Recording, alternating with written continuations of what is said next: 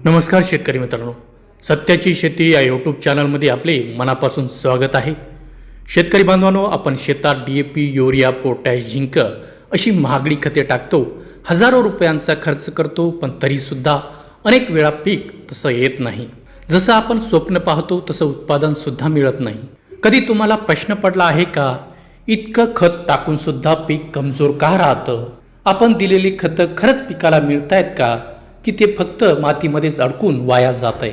आजच्या या व्हिडिओमध्ये आपण शेतीतील एका लपलेल्या सुपर हिरोबद्दल बोलणार आहोत। एक अशी अदृश्य शक्ती जी तुमच्या शेतात असेल तर कमी खतामध्येही जबरदस्त उत्पादन देता येतं। होय शेतकरी मित्रांनो, आज आपण बोलणार आहोत मायक्रोराजाबद्दल। या व्हिडिओमध्ये आपण पाहणार आहोत मायक्रोराजा म्हणजे नेमकं काय, ते काम कसं करतं, VAM म्हणजे काय, बाजारात मिळणारं मायक्रोराजा खरं आहे की नकली आणि असली याची ओळख कशी करायची, आणि सर्वात महत्त्वाचं म्हणजे कोणत्या खतासोबत कधीच मिक्स करू नये। म्हणून व्हिडिओ शेवटपर्यंत नक्की पहा, कारण ही माहिती तुमच्या शेतीकडे पाहण्याचा दृष्टिकोनच बदलून टाकेल। आता मायक्रोराजा म्हणजे काय, तर मित्रांनो, मायक्रोराजा हा शब्द दोन भागांनी बनलेला आहे। मायको म्हणजे बुरशी आणि रायझा म्हणजे मुळं। म्हणजेच ही अशी एक उपयुक्त बुरशी आहे जी झाडांच्या मुळांसोबत राहते। आता घाबरू नका, प्रत्येक बुरशी वाईट नसते। आपल्या शेतात दोन प्रकारच्या बुरशी असतात। पहिली आहे रोग पसरवणाऱ्या म्हणजे मुळकूट, उखाटा वगैरे, आणि दुसरा आहे पिकाच्या मित्र असणाऱ्या। मायक्रोराजा ही पिकाची सर्वात जवळची मैत्रीण आहे। आता वायफायचं उदाहरण घ्या। हे तुम्ही अशा प्रकारे समजा जसं मोबाईलला नेटवर्क कमी मिळालं की वायफाय मदत करतं, तसंच झाडांच्या मुळांची हीच मर्यादा असते। ती ठराविक अंतरापर्यंतच मर्यादित राहू शकते, पण जेव्हा मायक्रोराजा मुळांना चिटकते तेव्हा ती जमिनीत अतिशय बारीक जाळं पसरवते। हे जाळं डोळ्यांना दिसत नाही, पण त्या ठिकाणी पोहोचतं जिथे झाडांची मुळं कधीच पोहोचू शकत नाही। साध्या भाषेत सांगायचं झालं तर मायक्रोराजा म्हणजे झाडांच्या मुळांचा विस्तार आहे।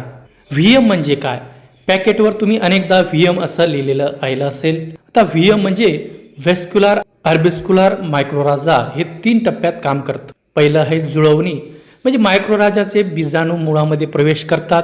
ही जबरदस्ती नसते, हे सहजीवन असतं। तू मला अन्न दे, मी तुला पाणी आणि पोषण देतो।